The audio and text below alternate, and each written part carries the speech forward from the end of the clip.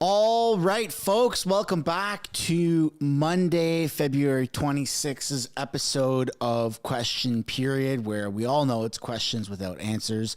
Justin Trudeau seems to be missing. He would rather fly around the world in his private jet and spend millions of dollars of taxpayers' money on fuel while being a hypocrite and saying that we all need to do better with our carbon footprint. But nonetheless, we still have Pierre who's going to be absolutely obliterating the Liberals, and the Conservatives have a lot of ammunition with what's happened in the past week off of Question Period and over the weekend. But before we get into it, folks, they are just wrapping up statements by members. We got a few more minutes of that, so I recommend everyone who wants to watch the full episode of Question Period today, go get your drink, go get settled in, because this is going to be a good episode. And then before I switch screens and we get into it, I want to encourage everyone to smash the like button and subscribe if you haven't yet already.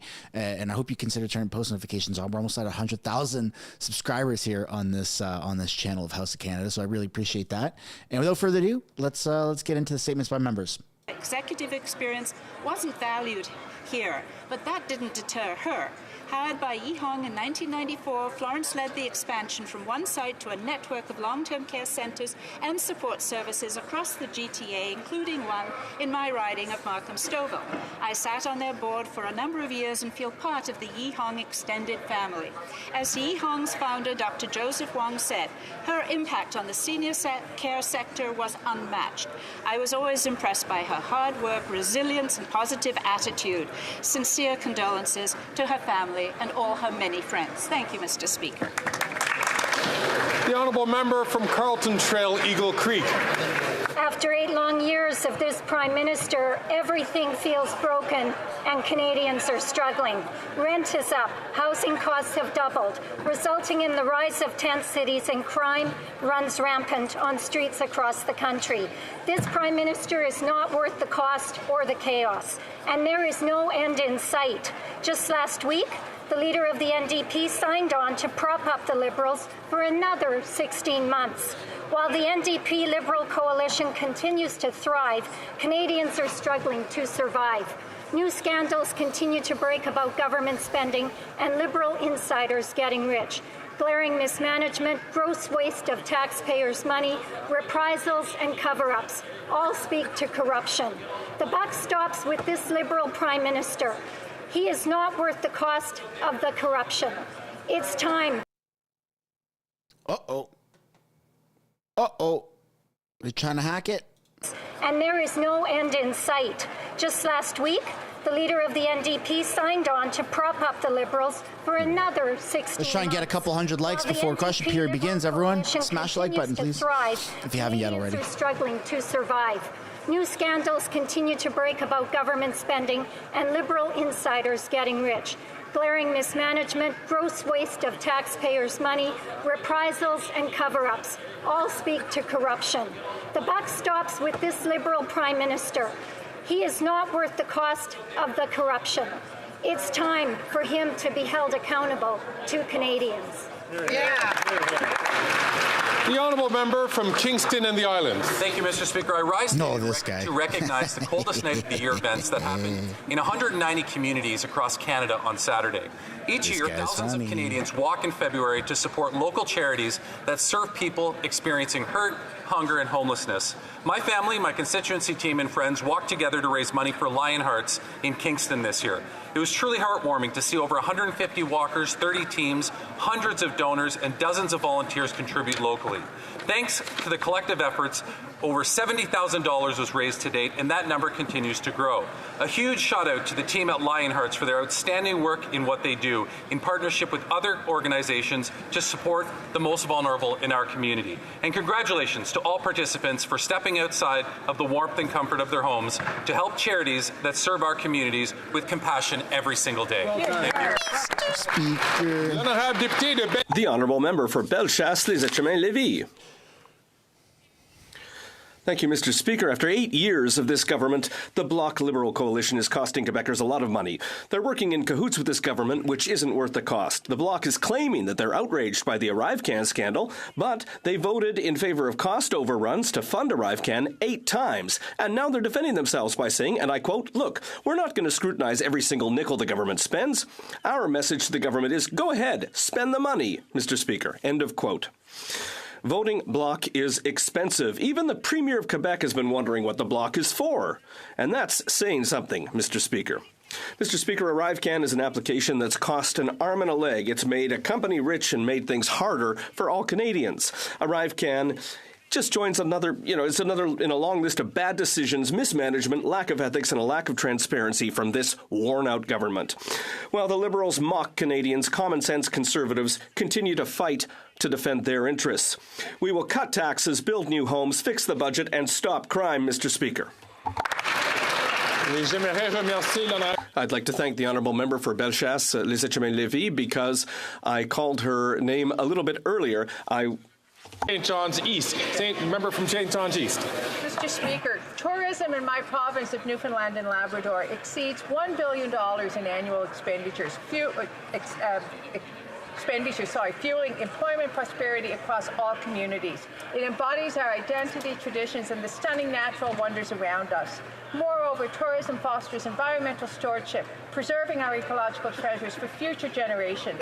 This past week, alongside the Minister of Tourism and the Minister responsible for Atlantic Canada's Opportunity Agency and Rural Economic Development, we attended the 2024 Hospitality Newfoundland and Labrador Conference. Together, we celebrated the economic success of the province's tourism industry and its profound impact on our cultural vibrancy and environmental well-being. Thank you to the event organizers. Let's continue to welcome visitors worldwide to experience Newfoundland and Labrador's magic and be part of its legacy. Good job. The Honourable Member from Richmond Hill. Mr. Speaker, in celebrating Black History Month, we honour Black Canadians' rich heritage and achievements. We spotlight individuals like Rosemary Sadler, an advocate for Black history and women's issue, and Dr. Jeffrey K.O. Thompson, a leader in technology and community services. Their contribution enrich our nation's tapestry.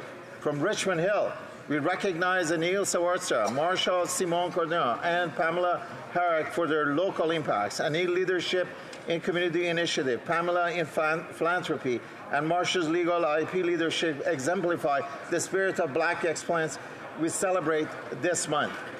To thank Richmond Hill contributors, we've invited local stakeholders to Black Caucus networking event.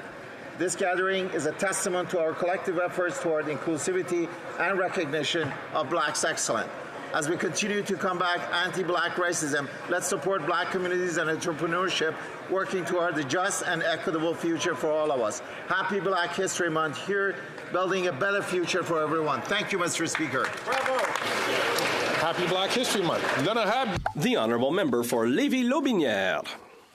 Mr. Speaker, with the Arrive scam scandal, I can announce today that the Bloc Québécois leader has reached a new low. The leader of the Bloc openly admitted to giving it the green light without even having looked at the estimates for 2021-2022, saying, and I quote, "We're not going to scrutinize every single nickel the government spends. Our message to the government is, go ahead and spend the money." When the Liberal government didn't have the votes they needed to fund ArriveCan, the Bloc leader rode into the rescue. Imagine, Mr. Speaker, the Bloc voted 8 times to give the government the millions of dollars they needed to fund this scam. Now everyone knows it. The Bloc is happy to spend Quebecers' hard-earned money with eyes wide shut. And yet, Mr. Speaker, they think they'd be able to manage a country. I can't tell you what the Bloc is for, Mr. Speaker, but I can tell you that voting for the Bloc costs a lot of money for Quebecers. The Honourable Member from Calgary-Midnapore. Mr. Speaker, we continue to see unbelievable hypocrisy from the leader of the NDP. Yet again, he's pretending to be outraged by the actions of his Liberal coalition partner while expecting Canadians to ignore the fact that he is the Prime Minister's chief enabler. The NDP say they are angered by the waste and corruption behind the ArriveCan app, yet it never would have happened without their support. The Prime Minister needed his coalition cohort to have enough votes to get the money through Parliament. And the leader of the NDP was more than happy to vote yes at least 8 times to give tens of millions for cost overruns and money-for-nothing contracts to shell companies. Clearly, this NDP Liberal Prime Minister is not worth the cost, crime, or corruption.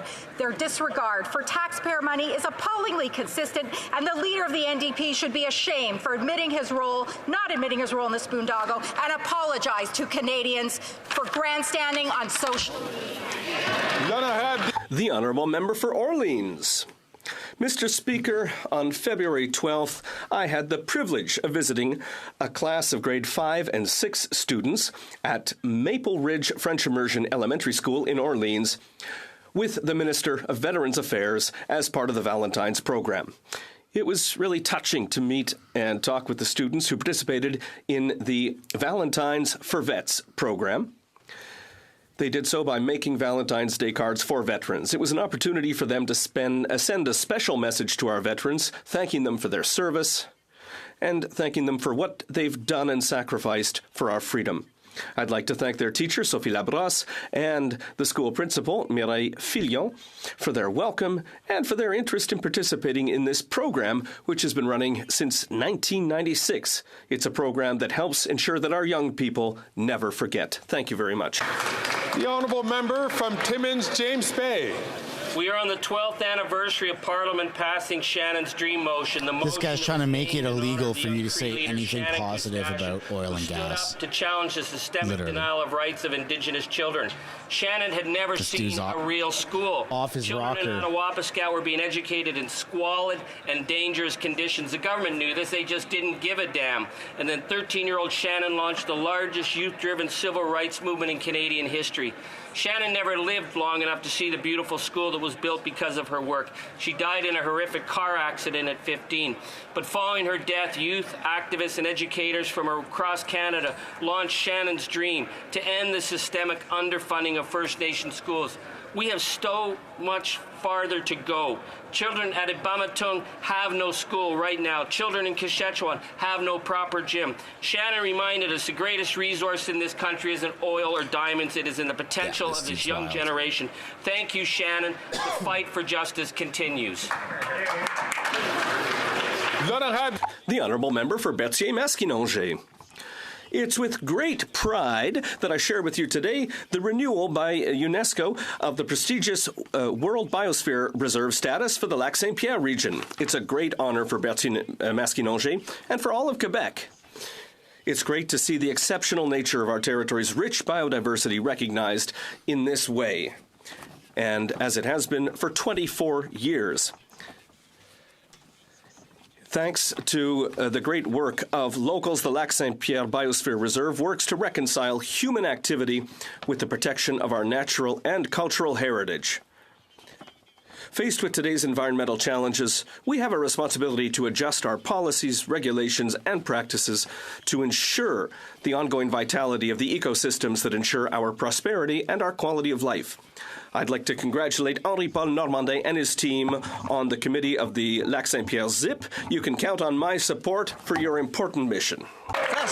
The Honourable Member from Stormont Dundas, South Glengarry. This NDP Liberal Prime Minister is not worth the cost. Let's try and get to 300 likes before question period begins, folks. If you haven't yet, I'd encourage you guys to smash that button. ArriveCan app gets worse by the day, Mr. Speaker. Yeah, he was just in Ukraine yesterday. The NDP are pretending to be outraged by the facts being uncovered. But the truth is, when the Prime Minister needed the votes to approve the millions of dollars, he funneled to companies like GC Strategies, who did no actual work and got $20 million of taxpayers' money.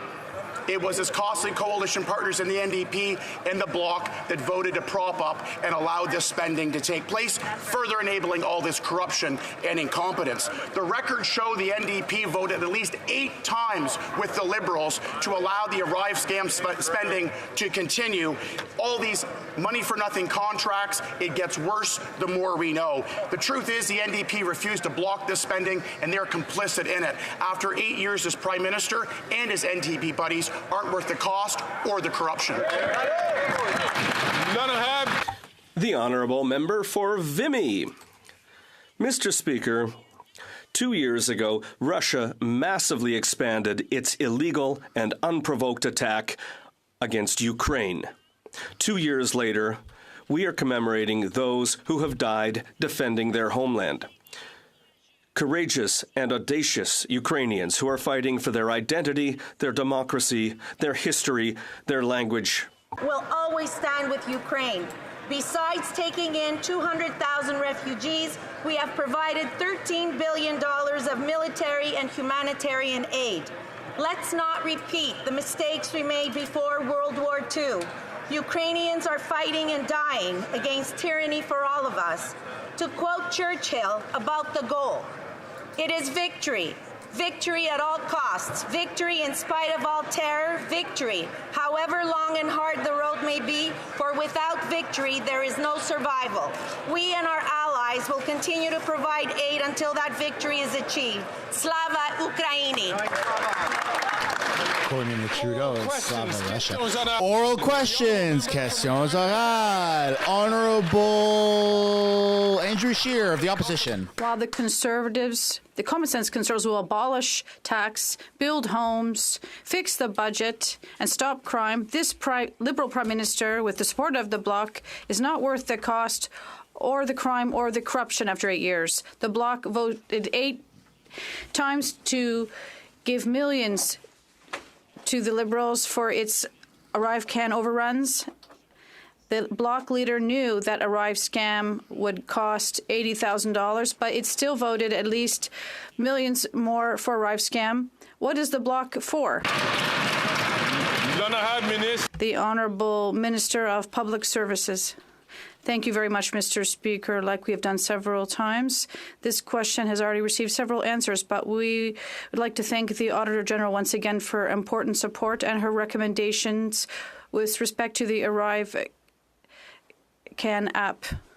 The good news is most of these recommendations have already been implemented. We're going to continue to do this as long as possible. The Honourable Member for Regina Capel. The cost of ArriveCan did not skyrocket all at once. The government needed votes to finance this corrupted app. And the Bloc leader came to his rescue to give him his vote, not just twice, 8 times. The Bloc continued to vote millions extra for ArriveCan, and it cost a lot to vote Bloc. Like the Bloc leader said, we're not going to look at everything the government has spent in detail. What is the point of voting Bloc?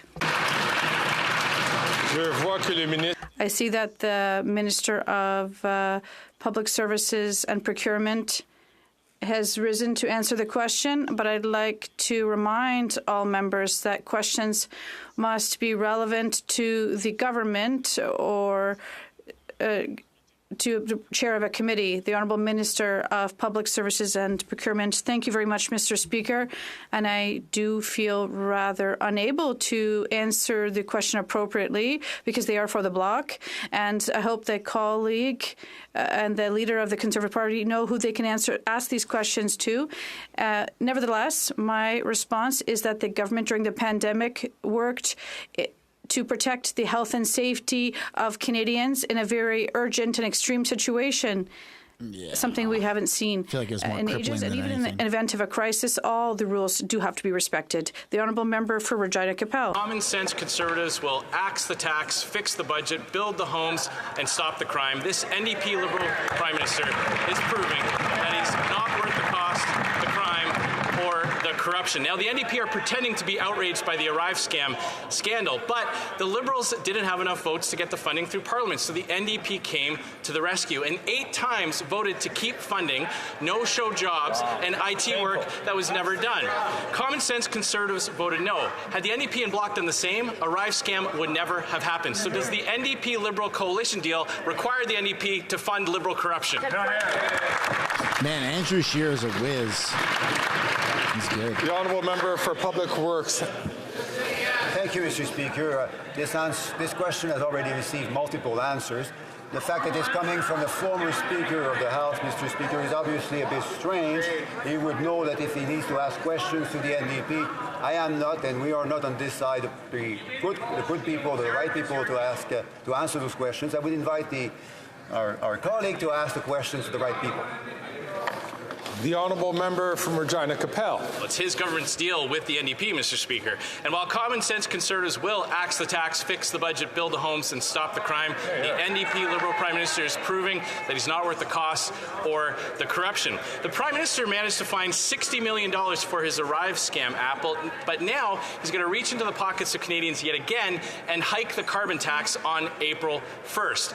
Canadians are struggling with out-of-control costs, and millions of Canadians are visiting the food bank for the first time. So will the Prime Minister just show some compassion and cancel his plan to hike the carbon tax? The Honourable President of the Treasury Board.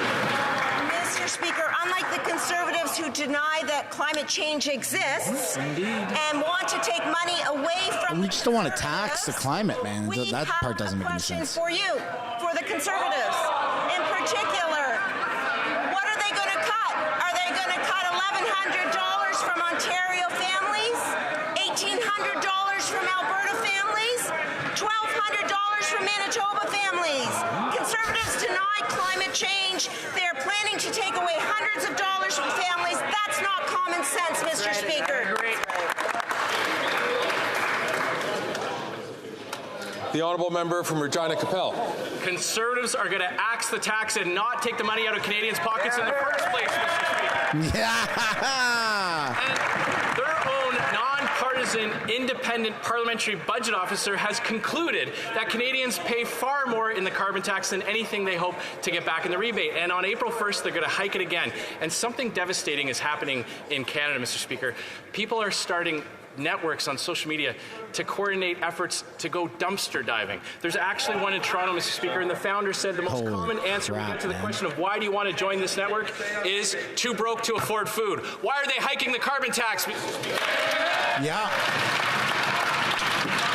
Well said, Mr. Scheer. Treasury Board. Mr. Speaker, note that the opposition does not rebut the claim that they deny that climate change exists. Note that they are not standing up for future generations of Canadians by protecting sustainability and acting on climate change. But I want to say, Mr. Speaker, the inflation numbers have come down below 3%.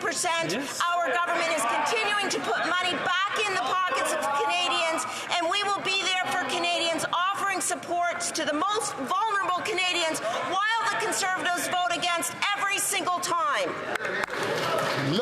The honourable member for La Prairie. Those who were worried about the love affair between the Liberals and the NDP can rest assured it will continue until 2025. Weddings are expensive, no question about it. But above all, that's sad news. It's all about pleasing Quebecers, not Quebecers' priorities. Quebecers didn't ask for daycare. We already have them. Quebecers didn't ask for federal dental coverage. We already have that. Quebecers didn't ask for drug coverage. We already have that too. How much more is it going to cost us to insure our two lovebirds for programs that aren't even Quebec's priorities? The Honourable Minister of Innovation, Mr. Speaker, better off. Oh, little Chihuahua boy. Has been a leader in social coverage. Person. Yes, we've taken inspiration for health cares from Quebec, and in terms of dental care, yes, we taken inspiration from Quebec every time we take initiatives that will bring Canada to have more services for Canadians. And Mr. Speaker, what surprises me when I hear the Bloc this morning is not to talk about investment or like the one in Laval this week. Canada will have the most modern factory here in Quebec, and we are concerned about the safety and security of Canadians. The honourable member for La Prairie. If only Liberal NDP health insurance improved health care. But a year since the forced agreement on health transfers, not a penny has been paid to Quebec because Ottawa is imposing its conditions. 11 months since Quebec demanded the right to opt out of federal dental coverage, and still nothing. Today, our lovebirds are adding a third long-term squabble over drug coverage. And meanwhile, not a single Quebecer is getting better care. Instead of scheming to stay in power, why not put money back in the pockets of Quebecers so we can treat our people. The Honourable Minister of Health. Mr. Speaker, clearly the Bloc is trying to create squabbles, but we are looking for solutions. And that is the reason why we're having good conversations with Minister Dubé and the Quebec government. It's a question of enhancing healthcare transfers, and it's clear. It is essential for all Quebecers to have access to dental care, for a solid healthcare system. And this is possible with a spirit of cooperation and not with squabbles like this or debates like this. The honourable member from Burnaby South. People are getting ripped off by corporate grocery stores in this Canada's country. next Prime Minister, And in the north, it's on according to himself.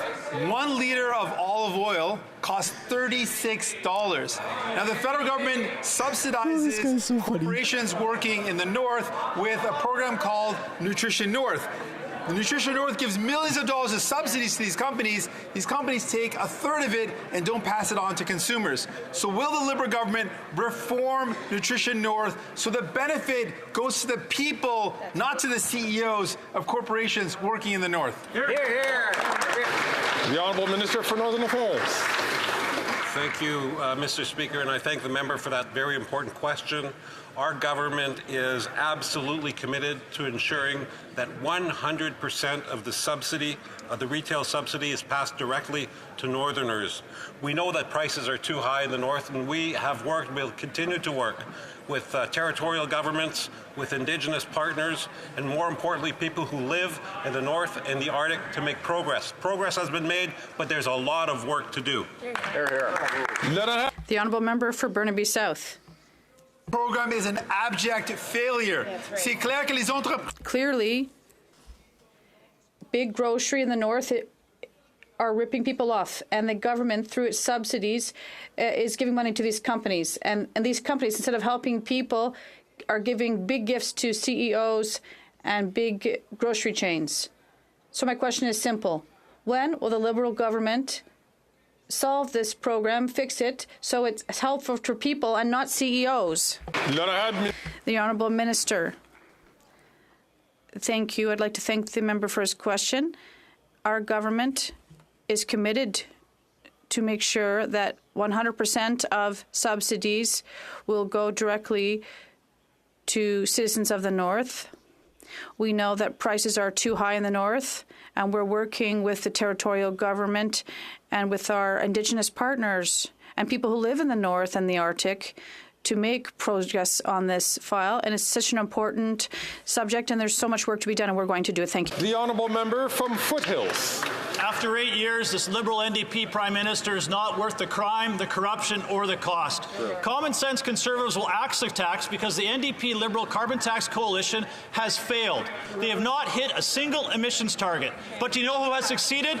Farmers. According to the Global Institute for Food Security, the carbon footprint for wheat grown in Saskatchewan is 67% lower than the rest of the world. So why is the Prime Minister punishing Canadian farmers for this incredible accomplishment? Instead of blaming farmers for his carbon tax failures, will he not axe his plan to increase the tax on April 1st? The Honourable Minister for Agriculture and Agri-Food. Thank you very much, Mr. Speaker. And being a farmer, I fully understand All right, Colonel. the effect of climate change, Mr. Speaker. And we understand how important it is to take care of the land. That is why we as a government have invested $1.5 million to help farmers and processors reduce their environmental footprint and stay on the cutting edge. We will continue to fight climate change and work with farmers and ranchers right across this country, Mr. Speaker.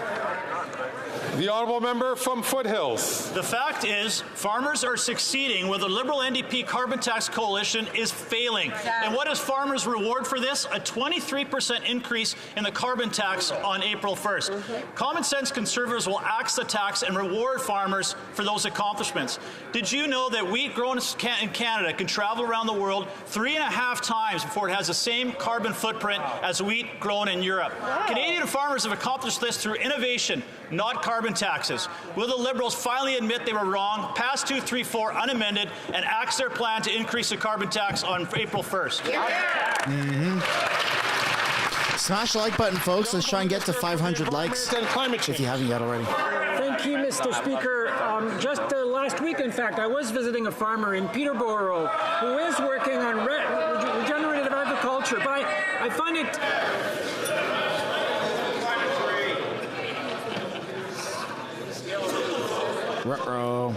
Colleagues, order. The chair is having great difficulty hearing the response from the minister due to other folks taking the floor. I'm also hearing the member who had asked a question having difficulty even hearing in his earpiece. So I'm going to ask all members, please, to keep it down. The honourable minister from the top. Thank you, Mr. Speaker. I do find it quite ironic to be lectured by the Conservative Party on support to farmers when at the end of last year, they voted against On-Farm Climate Action Fund to support sustainable agriculture. They voted against Dairy Innovation and Investment Fund for farmers, Mr. Speaker. They voted against funding in support of dairy, poultry, and egg supply management producers. On this side of the House, Mr. Speaker, we believe in our farmers, we support our farmers, and we help them to fight climate change. Doesn't make sense. You don't make sense. The honourable... That'll teach him. The honourable member from Lethbridge. Common sense Conservatives will axe the tax, build the homes, stop the crime, and fix the budget. That's what our commitment to Canadians is. Meanwhile, the NDP Liberal Prime Minister can't help himself but skyrocket the crime, increase the corruption, and of course he's just not worth the cost because he's causing it to go through the roof. But he's incredibly hypocritical because for him pollution is free. He can just jet set around the world while Canadians continue to pay. On April 1st, they'll see an increase of 23% on the carbon tax. My question is simple. Will the Liberals finally side with Conservatives and scrap the tax? The Honourable Minister for Natural Resources. Mr. Speaker, I think the most appropriate question is, will the Conservatives actually look at the data?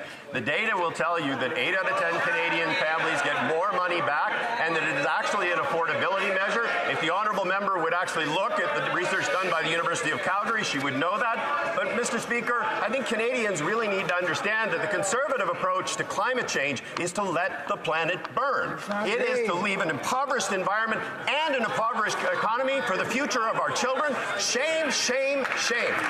Shame, shame, shame. The honourable member from Lethbridge. The contrast could not be more stark when it comes to the Liberals versus the Conservatives and their opposition to the Canadian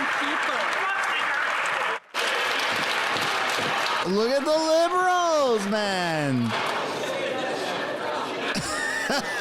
Once again, you barely ever see them get up and applause. The chair could not hear the question being asked by the honourable member, and that honourable member is actually close to the chair. The honourable member from Lethbridge, from the top. It's shameful that my colleagues across the way would clap for a 23% increase in the carbon tax when Canadians insurmountable numbers. Millions of Canadians cannot afford to put food on their tables, and these folks over here stand and clap. That is shameful. When will they grow? Grow up. Whoa. You must You can call them to account. You can call them to account. Do it. You can call them to account. Kick him out. Kick him out. Don't you mute the mic. Don't you dare mute the mic. No! Oh, my God. Oh, boy, oh, boy, oh, boy. Liberals are in trouble. This should be good. So, time has come awfully close to the end of the honourable member's question. I'd like to reassure the honourable member the chair nor the table had heard a comment that was unparliamentary. So this is why it is. Wow. This is why it is very important to all members. This is a little one-sided. Colleagues, it is very important for members to not comment while a member has the floor. The recognized member has the floor. I'm going to ask the honourable member, please, to restrain What is happening? While I try to give an explanation to all members. Bro, penalize the Liberals. As I for colleagues to be quiet so that the chair can hear the question, and if on occasion that members say something that is untoward or unparliamentary, that the chair or the table can hear that comment to making sure that things happen within an appropriate parliamentary tone.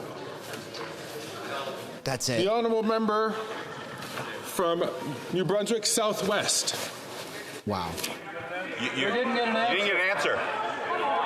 I'm terribly sorry.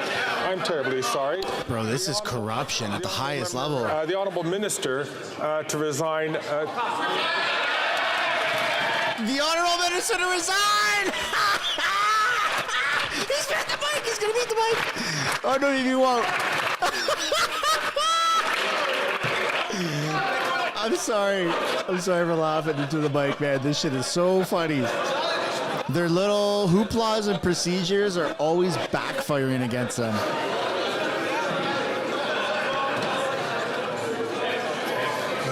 Oh my God. Yeah, there you go. He mutes the mic, of course. Asking the honourable member to resign. Drop some W's in the chat, everyone. You can't make this up. House Speaker just ordered the member to resign. You can't make this up. So, again, I'm going to ask all members, please restrain. So I'm going to give the honourable member from Lethbridge 10 seconds to put her question left, if she chooses to exercise that, to allow 10 seconds left to ask her question. Would the honourable member from Lethbridge like to have those 10 seconds? Really? Mr. Speaker, the minister across the way had something to say to me before. Perhaps they'd say it on the record. Woo! Let's go. Bring the heat. Bring the heat. Holy smokes, totes my goats. The Honourable President of the Treasury Board. Mr. Speaker, on this side of the House, we agree that the contrast could not be more stark. Yes. Tony? More stark, Mr. Speaker, because of the Canada carbon rebate, we are putting money back in the pockets of Canadian. In the honourable members, you ain't doing shit for Canadians. Mr. Speaker, $1,800 will go back to Canadian and Albertan families because of the Canada carbon rebate, Mr. Speaker. $1,200 for Manitoba. Just I want to remind members to be very judicious. If they're going to quote from something, but otherwise it could be perceived as a prop. So I'll ask the Honourable Parliamentary Secretary to continue. She has 6 seconds left on the clock. Mr. Speaker, I'll close by saying that the Leader of the Opposition's climate denial would axe all of the rebates that we are giving. The Honourable Member from New Brunswick Southwest. Mr. Speaker, while common sense Conservatives will axe the tax, build the homes, fix the budget, and stop the crimes, this NDP Liberal Prime Minister is not worth the cost, the crime, or the corruption after 8 years. Canadians are paying higher prices because of sky-high taxes. Today in New Brunswick, we pay over almost 60 cents more for gasoline per litre than they do in neighbouring Maine. On April the 1st, the carbon tax is going to go up again, 23%. Will the Liberals axe the carbon tax and give Canadians a break? Yeah. Great job. The Honourable Minister for Natural Resources. Mr. Speaker, what do you call someone who says one thing and does the other? A Liberal. Oh! Conservatives are just going and going and going.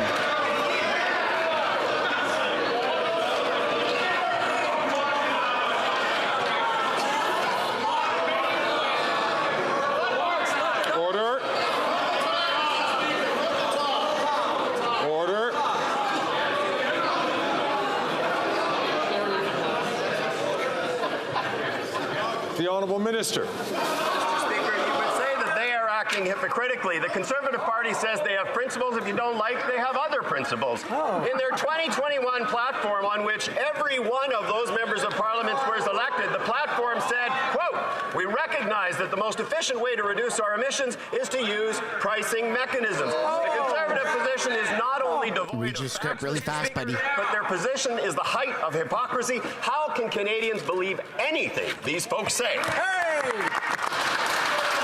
The honourable member from New Brunswick Southwest. Mr. Speaker, let's remember, these Liberals promised they would never increase the carbon tax by more than $50 a ton. It's skyrocketing up to $270 a ton. It's going to go up again on April the 1st. And voters in my district see that every day they cross the line to buy gas in Maine, 50 cents less a litre cheaper. On top of that, they're now collecting the HST and the GST on gasoline and energy prices, another $5 billion. When are these Liberals going to stop punishing Canadians and give Canadians a break? The Honourable Government House Leader. My colleague, the Minister of Natural Resources and Energy, just asked this member a question.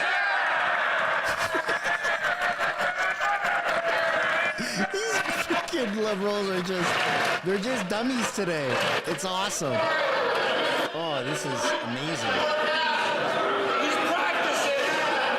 He's practicing for when the Conservatives are in power.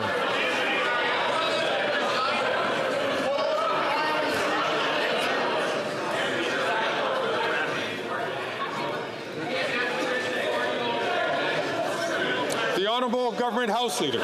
In the category of God forbid, Mr. Speaker, look, this member went around like all of his colleagues. Every single person who has asked a question in question period today went to their constituents' doorsteps with a brochure that says, elect us, we will have a price on carbon. How do those members now stand up with a serious face in front of Canadians and say they're not misleading them today?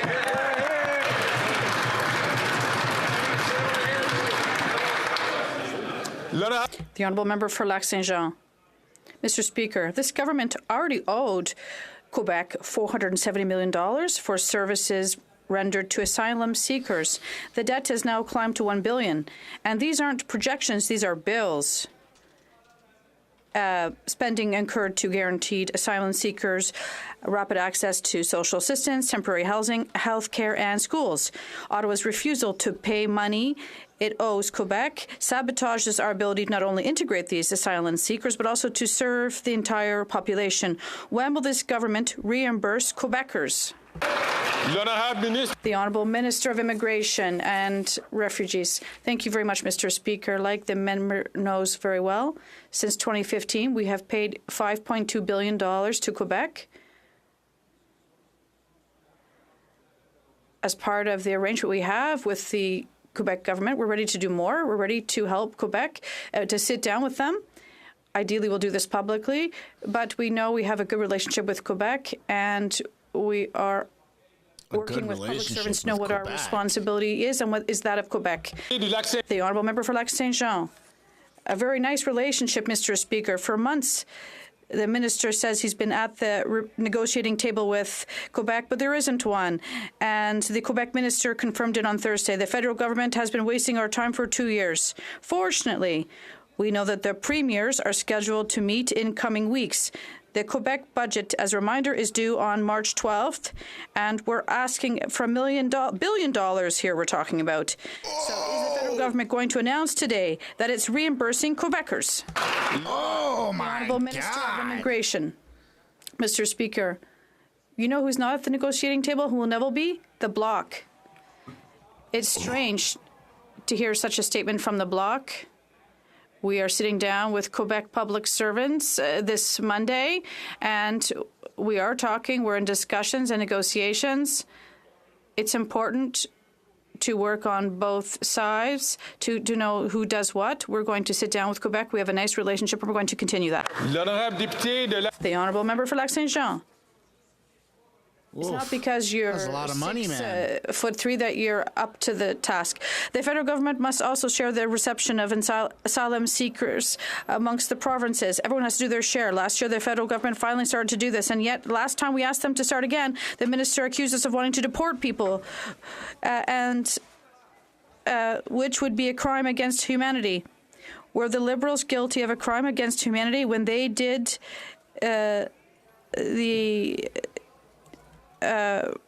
work last year? Of course not. So why don't they get back to work before Quebec's public services collapse? Before the minister answer, I'd like to remind all members to be careful to make sure that there is no targeted comments to a person. The Honourable Minister of Immigration, that's very kind of the member to say that I'm 6'3", I'm barely 6'1", but the question that Bloc has asked is clear, that they are seeking once again to squabble with the federal government, and they're looking to squabble with the government of Quebec, and they found one. So it's easy to conclude that the Bloc is not looking for relevant answers or reasonable solutions. They're just looking to fight with people. The Honourable Member for Mégantic-L'Érable. Mr. Speaker, the Conservatives, the common sense Conservatives will axe the tax, build the homes, fix the budget and stop crime. But this Prime Minister, after 8 years, is not worth the cost or the crime or corruption. And the Bloc leader has shown his true colors. Not only does he want to keep this Prime Minister in power for some time, he voted 8 times to spend more money on the corrupt ArriveCan app. The app, as he knows, was supposed to cost $80,000, and he and the Bloc voted $24 million in additional spending. Does the Prime Minister recognize that he and the Bloc are just not worth the cost? The Honourable Minister of Public Services. Thank you very much, Mr. Speaker. I appreciate the question, which has already received several answers in the past. If my Conservative colleagues perhaps are wondering, they could ask, how come Canada has seen the highest vaccination levels of all comparable countries? How come we are amongst the strongest of the G7 countries? How come Canada has more than 1 million new jobs over the COVID period? And how come we have been able to reduce poverty by 40% because of the CCB? The Honourable Member for Mégantic-L'Érable. Can the Minister tell me, with this Prime Minister, with the support of the Bloc, has indebted this country more than any other Prime Minister have done combined? The Bloc leader chose to vote for $24 million in spending for the PM's ArriveCan app. I'm not the one who said this. The Bloc leader himself has said this. He said they're not going to go over with a fine-tooth comb everything the government has spent. They said, take the money, we believe you. It costs very expensive a lot to vote for the Bloc. Does the PM recognize that he and the Bloc cost Quebecers way too much and that they're not worth the cost or the corruption, Mr. Speaker? The Honourable Minister of Innovation. Mr. Speaker, thank you. When the Quebecers and Canadians watch TV, they can see the attitude of the Conservatives. They're denying the investment that has been done by our government, and we are envied by many countries worldwide. Just last week, I was at the opening of the first Moderna. Who hacked the stream? A lot to vote for the Bloc. Does the PM recognize that he and the Bloc cost Quebecers way too much and that they're not worth the cost or the corruption, Mr. Speaker? The Honourable Minister of Innovation. Mr. Speaker, thank you. When the Quebecers and Canadians watch TV, they can see the attitude of the Conservatives. They're denying the investment that has been done by our government, and we are envied by many countries worldwide. Just last week, I was at the opening of the first Moderna factory, and it's going to make 100 million vaccines to ensure the health and safety of Canadians for future generations to come. Abroad, we're going to continue to work invest in our country. Thank you. The Honourable Member for Louis Saint Laurent. Mr. Speaker, unfortunately, we knew that the Bloc wants to radically increase the carbon tax, and now we learn that the Bloc doesn't want to do its job. They voted 8 times to increase the ArriveCan budget, and then they said, we're not going to scrutinize everything the government spends. Not only do they want to radically raise taxes, they don't want to do their job. And last week, the Premier of Quebec asked, what's the Bloc for? Let's let the Liberal government answer this question. What is the Bloc for?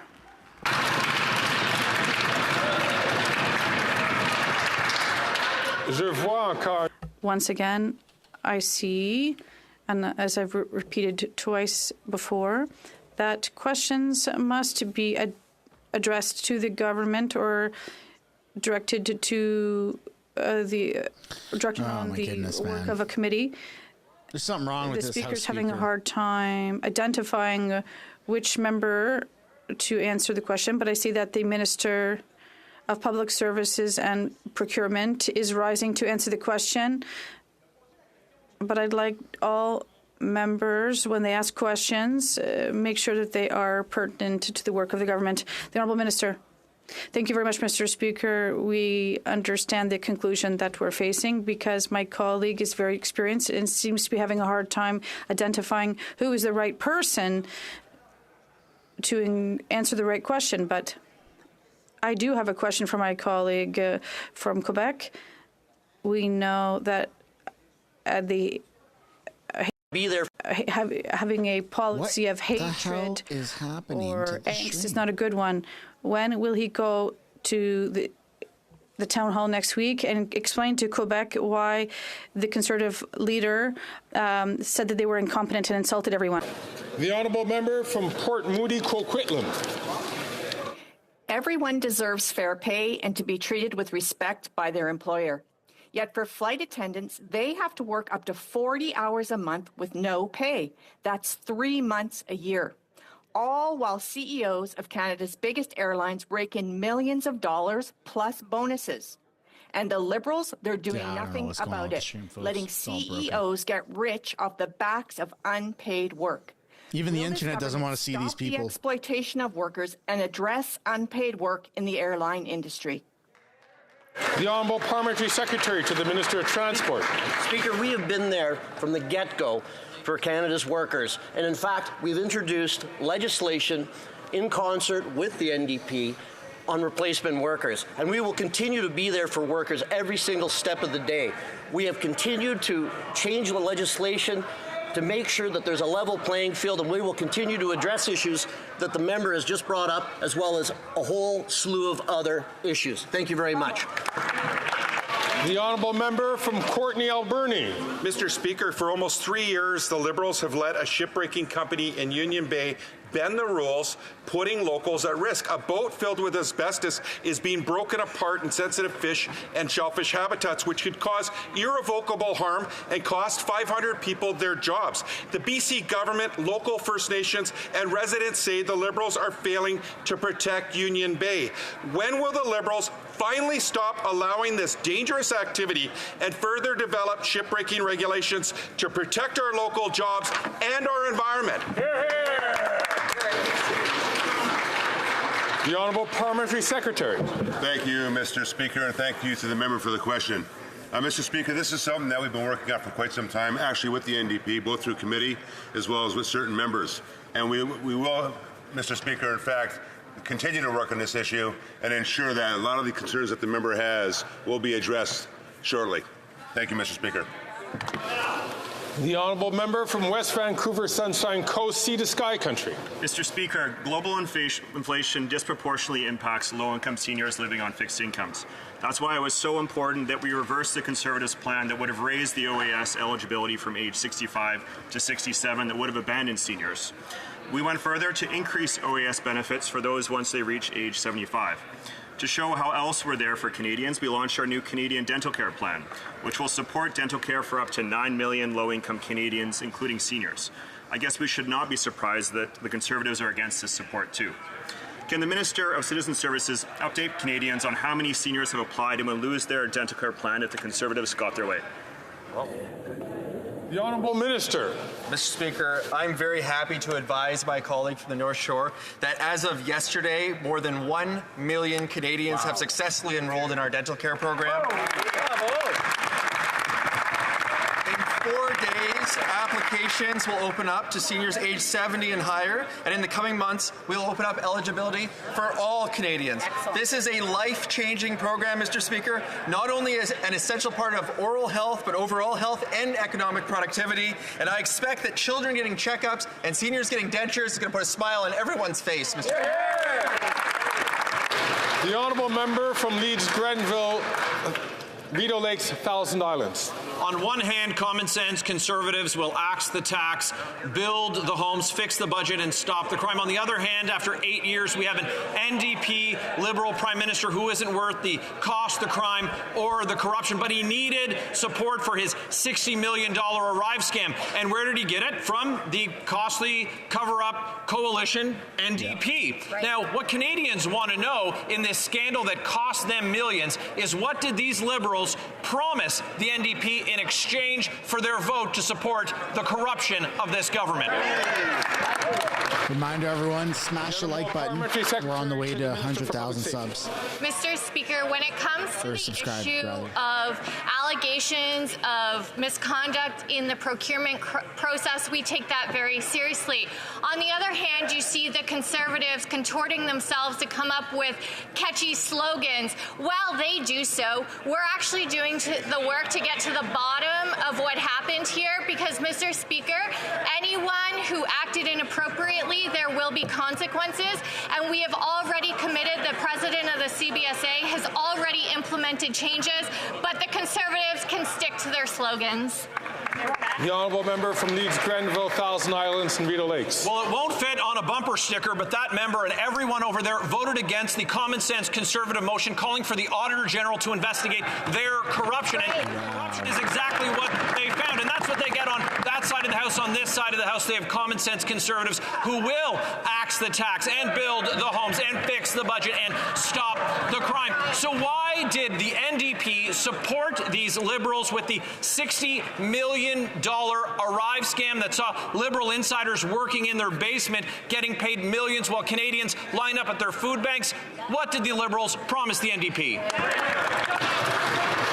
The Honourable Parliamentary Secretary to the Minister of Public Safety.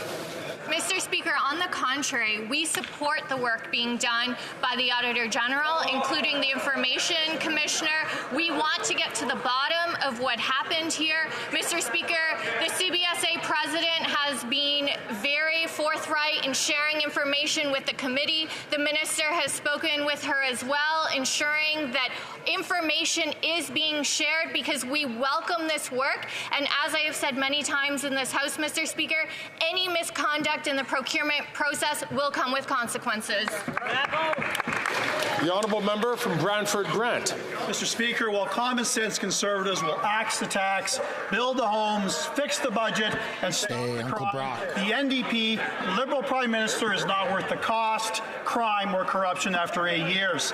Canadians are sick and tired of seeing the NDP leader pretend to be outraged over the Arrive scam. Let me remind the House that the Prime Minister needed votes to keep funding his $60 million Arrive scam, and the NDP came to their rescue.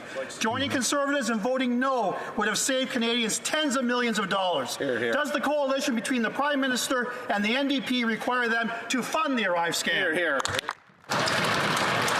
The Honourable Government House Leader. I think it'd be useful, Mr. Speaker, if we just move on from the slogans written in the Leader's office for one moment while I address another issue that would actually help Canadians today. On this order paper, Bill C-35, which will guarantee lower child care costs for every single mother and father in this country. That can pass on a voice vote today. Well, that member, instead of taking his orders from the Leader, walk down the office to the Leader's office and tell him, pass C-35, bring down child costs today for Canadians. The honourable member from Brantford Grant. This member stands for the rights of Canadians and getting to the heart of this $60 million Arrive scam. They voted yes at least 8 times to give tens of millions of cost overruns, money-for-nothing contracts to shell companies, including $20 million contract to a two-person basement business that wrote the terms for their own contract. This Prime Minister is not worth the cost nor the corruption. I'll ask again, what did they have to do to get them to require them to fund the Arrive scam? Here, here, here, here.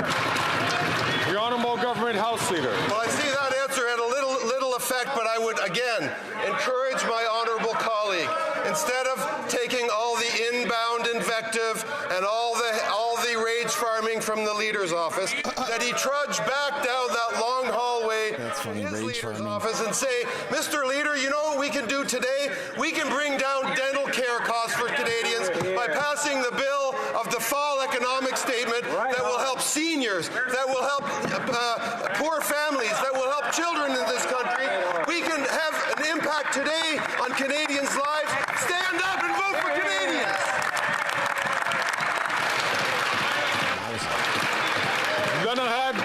The Honourable Member for Poileivre. Let's go back to ArriveCan. The government set up an $80,000 application to simplify traveller declarations. Nothing to alarm the Prime Minister or the Cabinet. It was just a small, unimportant expense that's glossed over when summarising the department's actions.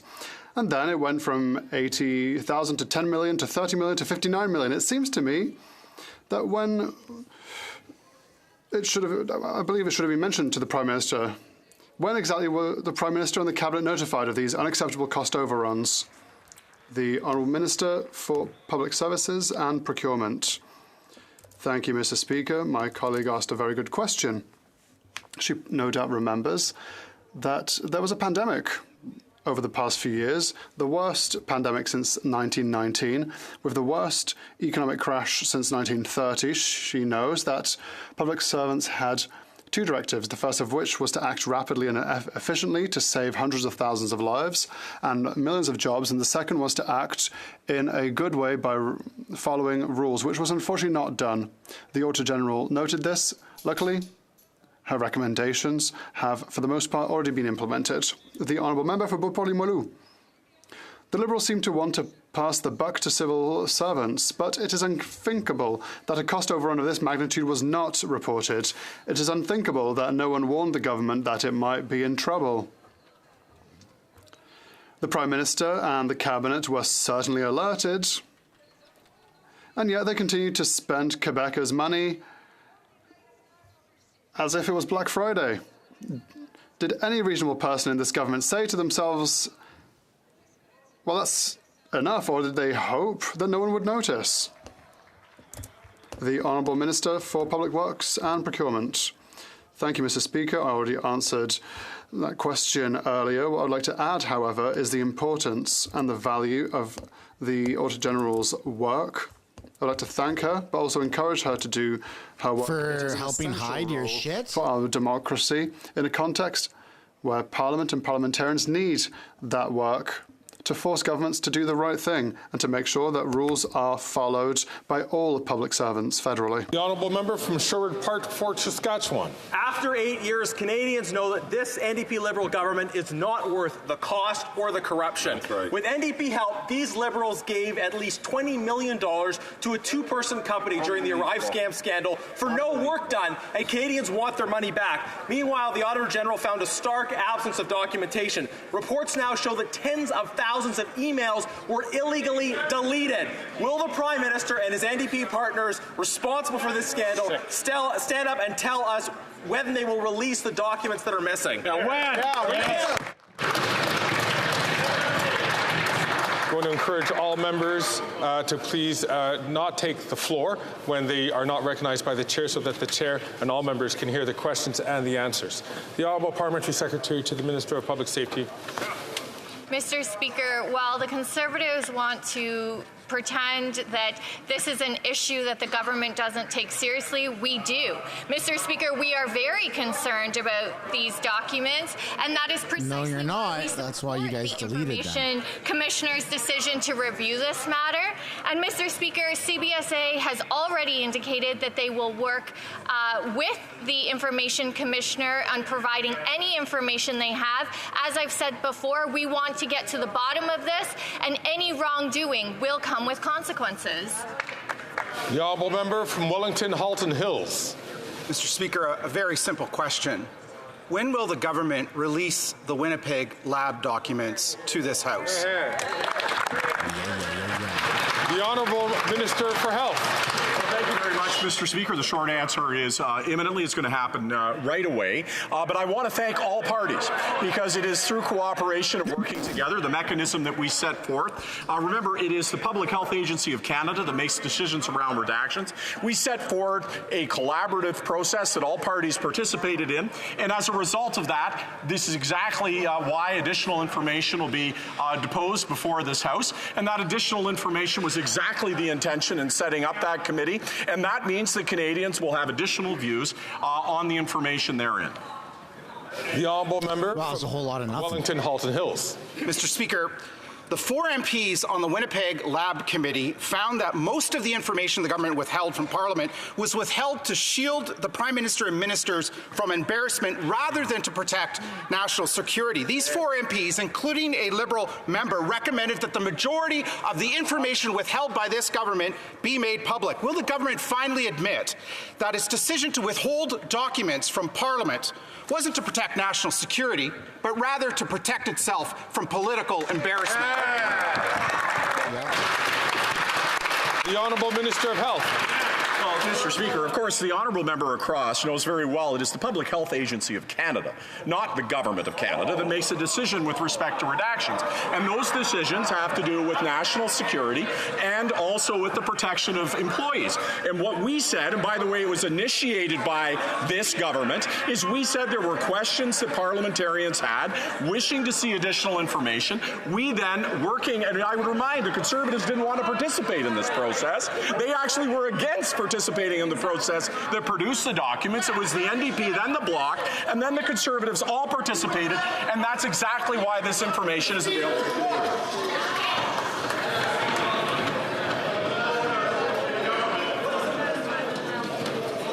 You want to split that hair?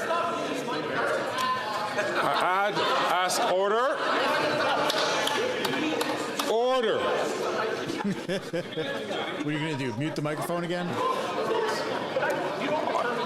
Colleagues, it is important for this conference. If I could ask the member from Ajax and the member from Sherwood Park, Fort Saskatchewan, to please take their conversation outside of this chamber, or to ask questions and to receive responses. Wow, he's in a bad mood. Colleagues. He's muting the mic. The honourable member from Laval-des-Îles. The honourable member for Laval-des-Îles. Mr. Speaker, during the pandemic, we entered into a historic agreement with Moderna to create life-saving vaccines in Laval. Can the Minister tell us about the progress of this facility and what it means for jobs, for growth, and for success in Canada's biomanufacturing sector? Thank you, Mr. Speaker. The Honourable Minister for Innovation. Mr. Speaker, I would like to thank my colleague for Laval-des-Îles and all my colleagues. We've delivered. Last Friday, I was with my colleagues to celebrate the end of the construction of the Moderna factory, the most modern factory in the world. It'll be here in Canada. We'll be able to build produce 100 million vaccines. Mr. Speaker, this is great news for Laval, and excellent news for Montreal, excellent news for research, and excellent news to make sure that we continue to be at the forefront of scientific progress in the world. The Honourable Member for Bellechasse-les-Etchemins, Lévis. Mr. Speaker, in the Chaudière-Appalaches region, an upsurge in violent crime is creating a great deal of insecurity. These violent crimes only confirm the appalling increase in violence in the country, which under this government has seen a 39% increase in violent crimes and a 61% increase in assaults with weapons or bodily harm. That's a sad record after 8 years of this Prime Minister.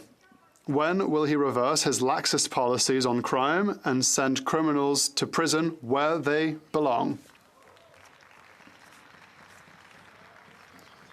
The Honourable Member, the Honourable Minister for Justice. I appreciate my colleague's question.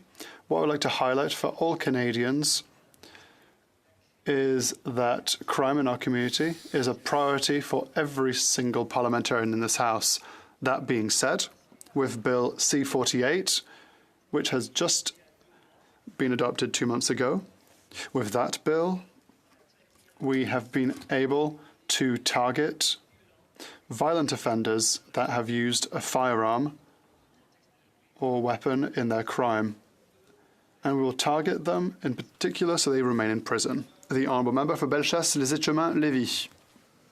Mr. Speaker, the Liberal government's policies allow violent criminals to serve their sentences in the comfort of their own living rooms, courtesy of the Bloc-supported Bill C5. Another story of this constant blunder has been made public. A teenage girl was lured by an ex-policeman who is serving his sentence at home. This is unacceptable, Mr. Speaker, at a time when violence of a sexual nature has jumped by 71% since this government took office. What does the Prime Minister have to say to the victim who had the courage to speak out and who is seeing this sweet sentence served by her attacker at home? The Honourable Minister for Justice and Attorney General of Canada. Violent and sexual crimes are an absolute priority for our government, and that has been the case since we came to power.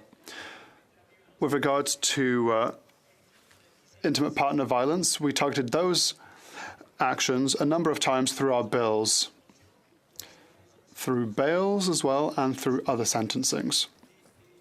With regards to mandatory minimum sentences, we have a complete contrast with the Conservatives. When we deal with the overrepresentation of Indigenous and Black communities in our prisons, we have to target that kind of measure. Member, some South Surrey White Rock. Common sense Conservatives will stop the crime that the NDP Liberal Prime Minister has unleashed on our streets for 8 years. Instead of enforcing the law and stopping crime, he's going after law-abiding sports shooters and hunters.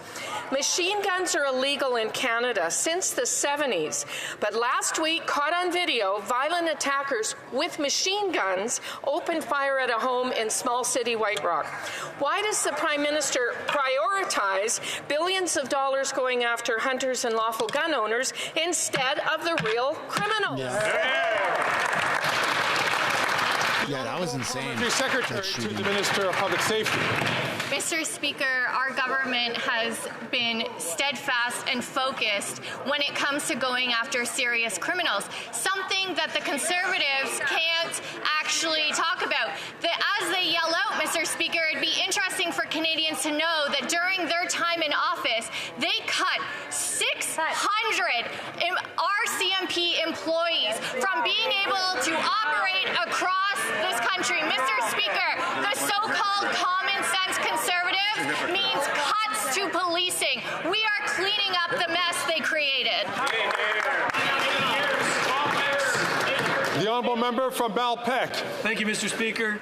Investments in infrastructure like roads, highways, bridges are crucial for our supply chains, local economies, and traditional industries, commuters, and all Canadians.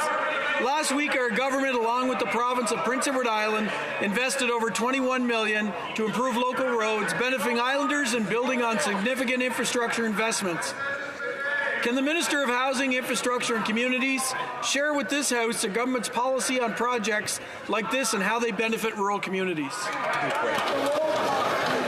The Honourable Minister for Housing, Infrastructure and Communities. Mr. Speaker, I want to thank my honourable colleague for an excellent question, for his advocacy to get roads built in his community. This announcement worth more than $21 million is going to help build or improve 149 kilometres of road on the island. We continue to fund different road supports across programs, whether it's the Canada Community Building Fund, the Disaster Mitigation and Adaptation Fund, National Trade Corridors Fund, or the Invest in Canada Infrastructure Plan, which included specific eligibility for rural roads. We've got programs in Calgary and my own constituency in Nova Scotia and on the island. We're going to keep doing what it takes to put people to work in good paying jobs that build communities. Hey. The Honourable Member from Churchill-Kiewatnik-Askey. Mr. Speaker, Canadians across the country are struggling with the rising cost of food, and it's even worse in northern and Indigenous communities, where the lack of competition has allowed Northmart, often the only option, to jack up the cost of food without consequence. The Liberals are choosing to stand with wealthy CEOs instead of helping families afford food. In addition to competition, First Nations like Garden Hill need reliable all-weather roads to be able to bring in food and supplies. When will the Liberals stop subsidizing CEO profits, take on the grocery giants, and stand up for Northerners? The Honourable Minister for Northern Affairs. Thank you, Mr. Speaker, and I thank the member for her important question. We are working with provincial governments, with territorial governments, with Indigenous governments, with communities of the North to address the very real challenges that are in the North: isolation, lack of infrastructure, the high price of food and the high price of absolutely everything. With the partnerships we have, I'm confident that progress is being made, but there's so much more to do, and we will get it done. Next on the list is the honourable member from Spadina, Fort York. Jeez, buddy. I understand that the member is having difficulty. I'm going to ask him if he could just make sure that he could select the right microphone on his screen so that the interpreters will be able to have the proper sound. And I'll give the honourable member a couple of seconds to do so.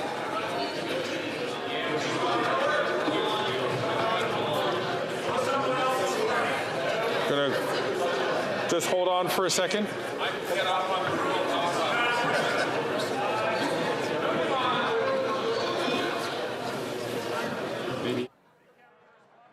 No, of course. Mute the mic, We're going buddy. to have to come back to the member on another day for him to ask his question so that we could work out this technical difficulty. And so brings to the end of... Oh, hell no! We're not looking up in the gallery. We did that once. Fool me once, shame on me. Fool me twice. We ain't doing that. I don't want to see more Nazis. That's the end of question period, folks. Thanks for watching. I'll see you guys same time tomorrow.